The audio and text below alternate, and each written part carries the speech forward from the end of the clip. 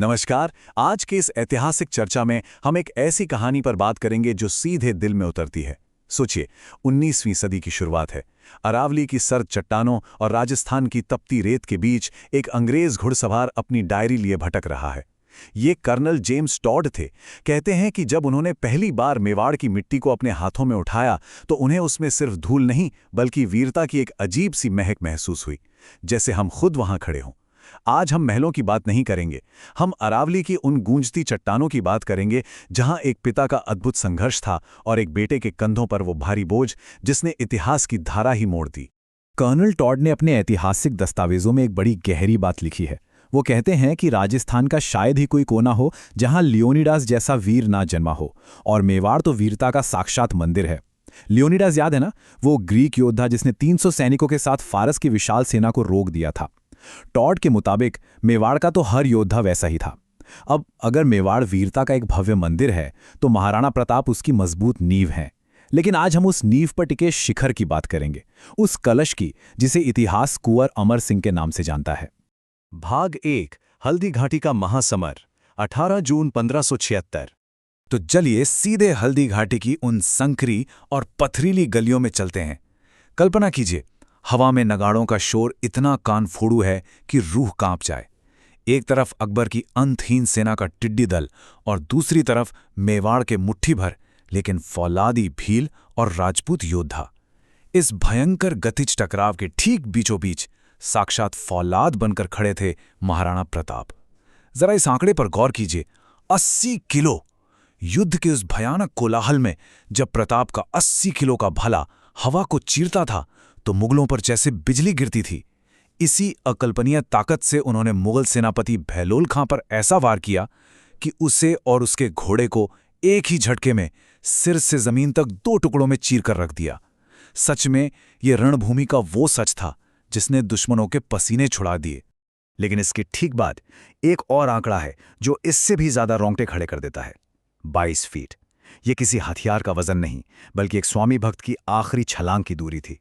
महाराणा प्रताप का घायल घोड़ा चेतक, उसका एक पैर कट चुका था, लेकिन अपने स्वामी की जान बचाने के लिए उसने 22 फीट चौड़े बरसाती नाले को एक ही छलांग में पार कर लिया, और उस पार जाते ही उसने हमेशा के लिए अपनी आंखें मूंद लीं। चेतक का वो बलिदान कोई मामूली घटना नहीं थी। जब चेतक ने प्राण त्यागे तो मेवाड़ का वो अजेय शेर महाराणा प्रताप पहली बार फूट फूट कर रो पड़े। और ये सब कौन देख रहा था? एक बालक, कुंवर अमर सिंह। अपने पिता जैसी मजबूत हस्ती की आंखों में आंसू देखकर उस नन्हे बच्चे का मन पूरी तरह झकझोर गया। उसी पल मुगलों के खिलाफ उसके बालमन में एक ऐसा गहरा प्रतिशोध, एक ऐसी नफरत पनपी जो जिंदगी भर शांत नहीं हुई। हल्दी घाटी के बाद तो जैसे सब कुछ बदल गया। जो शाही परिवार कल तक राजमहलों के मखमली बिस्तरों पर सोता था, आज वो अरावली की अंधेरी गुफाओं और जंगलों में भटकने को मजबूर था। छत की जगह अब खुला आसमान था और गद्दों की जगह चुभते हुए ठंडे पत्थर। शाही सुख सुविधाओं का ये त्याग आसान नहीं था। ये एक निर्मम वास्तविकता थी जहां हर सुबह जिंदा रहने की एक नई और खौफनाक जंग शुरू होती थी। और इस जंग का सबसे मार्मिक, सबसे दर्दनाक पल वो था जब कई दिनों के भूखे प्रताप ने अपने परिवार के लिए जंगली घास की रोटियां बनाईं। बालक अमर सिंह भूख से बेहाल था। जैसे ही उस भूखे बच्चे ने घास की रोटी का वो रूखा सा टुकड़ा अपने मुंह की तरफ बढ़ाया, अचानक एक जंगली बिल्ली झपट्टा मारकर उसे छीन ले गई। भूख और दर्द से अमर सिंह के मुंह से एक ऐसी चीख निकली जिसने महाराणा प्रताप के हिमालय जैसे संकल्प को भी एक पल के लिए पूरी तरह चकनाचूर कर दिया। उस पिता की पीड़ा इतनी हावी हो गई कि एक पल के लिए प्रताप ने अकबर को संधि पत्र लिखने का मन बना लिया।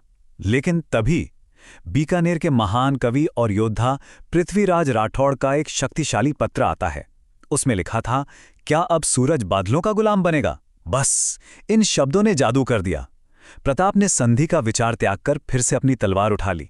बालक अमर सिंह ने उस दिन जिंदगी का सबसे बड़ा सबक सीखा कि आज़ादी की कीमत महलों के मखमल से नहीं बल्कि अकल्पनीय पीड़ा और त्याग से चुकाई जाती है।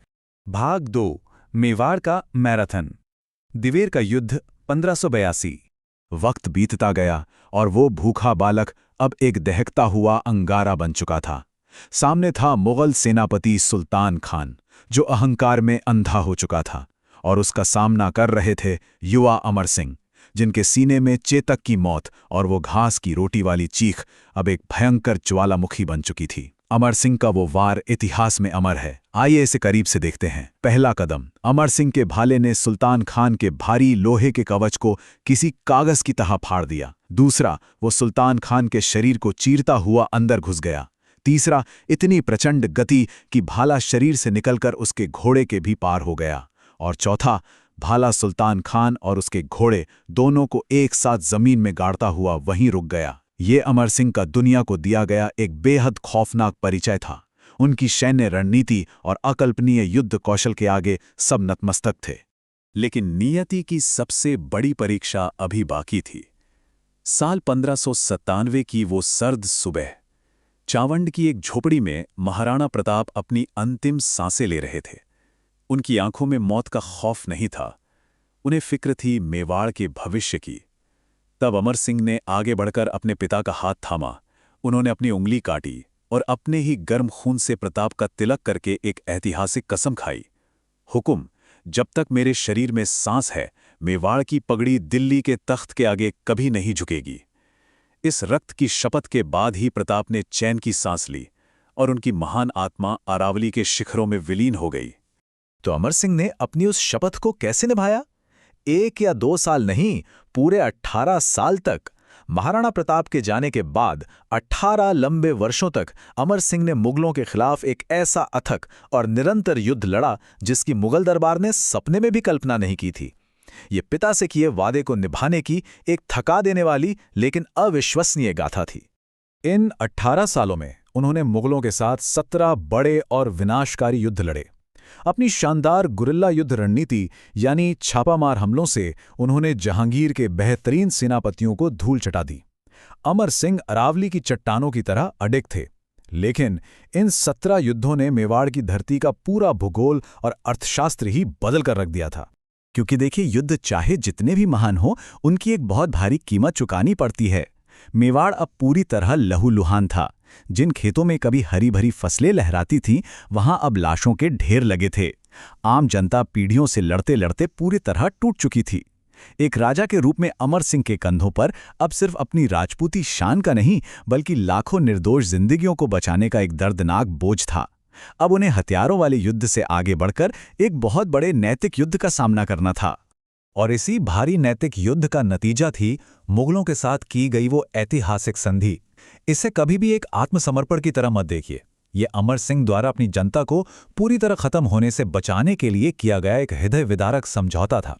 उन्होंने अपनी जनता के लिए अपने व्यक्तिगत अभिमान की बलि दे दी, लेकिन एक अटल शर्त के साथ कि मेवाड़ का राणा कभी भी दिल्ली के मुगल दरबार में हाजिरी लगाने या सर झुकाने नहीं जाएगा। जनता बच गई, लेकिन अमर सिंह ने खुद को अंदर से खत्म कर लिया। सच कहूं तो संधि के बाद का वो समय युद्ध के मैदान से भी ज्यादा भयानक था। कहते हैं अमर सिंह उस दिन के बाद फिर कभी मुस्कुराए नहीं। उन्हें हर पल ये अपराधबोध सालता रहा कि उन्होंने अपने पिता की विरासत को, उनकी कसम को धोखा दिया है। वे राजपाट छोड़कर आहर के एकांत में चले गए। सोचिए, जो योद्धा सुल्तान खान को जमीन में गाड़ सकता था, वो अब भारी आत्मग्लानि में बस अपनी पुरानी तलवार को निहारता रहता था, मानो उससे माफी मांग रहा हो। लेकिन इतिहास इस महान योद्धा को किस नज़र से देखता है? कर्नल जेम्स टॉड इस पूरी कहानी को एक बिल्कुल नए नजरिए से देखते हैं। टॉड स्पष्ट लिखते हैं कि अमर सिंह की ये हार उनकी कमजोरी नहीं थी, बल्कि ये उनकी अपनी प्रजा के प्रति एक बहुत गहरी दया थी। सच्चे नेतृत्व का मतलब सिर्फ अपनी अंधी जिद पर अड़े रहना नहीं होता। कई बार दूसरों की भलाई के लिए अपने सबसे बड़े अहंकार, अपने ईगो को भी निगल जाना पड़ता है। अमर सिंह ने असल में मेवाड़ के लोगों के लिए अपने स्वाभिमान की आहुति दी थी। आज भी जब कोई मेवाड़ जाता है और अरावली की उन रहस्यमयी और दुर्गम घाटियों से गुजरता है, तो हवा की साएं साएं में जैसे महाराणा प्रताप और अमर सिंह की आवाज़ें गूंजती हुई महसूस होती हैं, जैसे आप खुद वहां खड़े होकर इतिहास को महसूस कर रहे हों। ये धरती महज कुछ चट्टानों और मिट्टी का ढेर नहीं है। ये इस बात का जीता जागता सबूत है कि अगर इस दुनिया में स्वाभिमान का कोई असली और भव्य मंदिर है, तो वो मेवाड़ ही है। तो इस पूरी ऐतिहासिक यात्रा के अंत में ये कहानी हमारे सामने एक बहुत गहरा सवाल छोड़ जाती है। क्या सच्ची वीरता केवल मैदान में दुश्मनों को काटने और अंतहीन युद्ध जीतने में है, या फिर सच्ची वीरता अपनी जनता की जान बचाने के लिए अपने ही सबसे प्यारे अहंकार और अभिमान को हराने में है? इस सवाल पर जरूर विचार कीजिएगा। आज की इस चर्चा में हमारे साथ जुड़ने के लिए आपका बहुत बहुत धन्यवाद। मिलते हैं अगली बार एक और अनकही कहानी के साथ। जय हिंद, जय मेवाड़।